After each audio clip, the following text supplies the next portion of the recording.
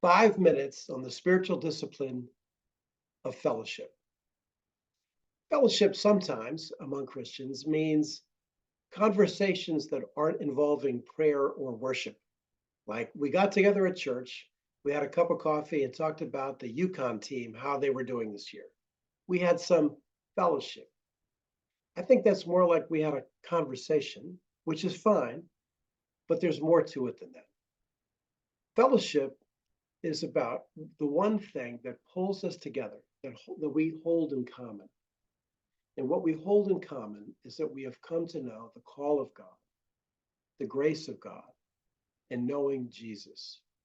Knowing that Jesus is the center of all things in life, that Jesus is the beginning, that Jesus is ultimately our destiny. These are things that we hold in common. The earliest Christians were often persecuted for their beliefs.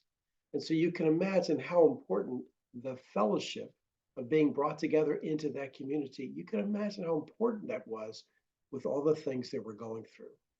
That's the same for us. People go through times of blessing. Hey, we had a grandchild. Hey, I got a new job. Hey, my kid scored a goal. It's great to share the God's blessings with each other. We also share our hardships, our griefs, our sorrows, our trials. We talk about that. And oftentimes, what happens in fellowship is the best part is that Christians who may have been around the barn, as they say, as much or more than us, give us some peer advice. We gain a lot of richness in our community because we share this one thing in common, our fellowship. So, the spiritual discipline of fellowship is a little more than just we grabbed a coffee. But I got to tell you, in the way our schedules are these days, grabbing a cup of coffee, knowing what we share in common, has become super important. So here's my suggestions for what you could do to use the spiritual discipline of fellowship throughout Lent to gain something more of what God has for you. And that is simply to maybe once a week, I know everybody's busy, but once a week, to make an appointment with somebody, whether it's a time for a cup of coffee, maybe to grab a bite to eat, maybe to have somebody over, but maybe 4 or 5 times during Lent that you would use some time to get together with somebody else from your church. And that instead of just getting together and enjoying the meal, you would do this.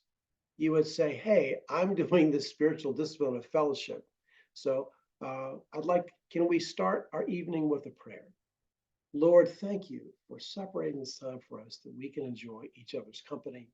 And we thank you for what we hold in common and what's brought us together here, and that is your son, Jesus. That's how you begin. Maybe you decide that you would read a psalm together. I'm not saying you have to spend the whole night and have a sermon and 6 hymns, but just begin with a prayer, maybe a short reading, and then end with a blessing. As you say, I pray that God may bless you as you go home, bless the rest of your night, and bless your week. May you come to know him more and more in the next coming days. Something like that. Just give a prayer of blessing. And that way we have shared like a prayer in a way we've set this apart at time. This wasn't just hanging out. This was hanging out because of who we are and who we've become to each other, sense of community. So if you do that, I mean, there's really ballpark 6 weeks during Lent. If you just make the effort to get together with somebody, maybe somebody from church you haven't seen for a while, and just get a cup of coffee. If the weather's good, get on one of these like bike paths that's already plowed. Go for a little walk with somebody. It doesn't have to be long. Have somebody to your house. Go out to dinner together. Just share some time to build your relationship and to add a prayer at the beginning and the end, because that kind of continues to develop the relationships which are part of our own community. Your efforts at fellowship actually strengthen us all as you get to know people more and more and can support them.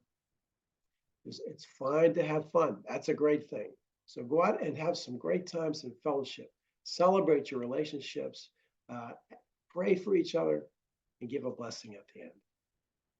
So God bless you in the spiritual discipline of fellowship.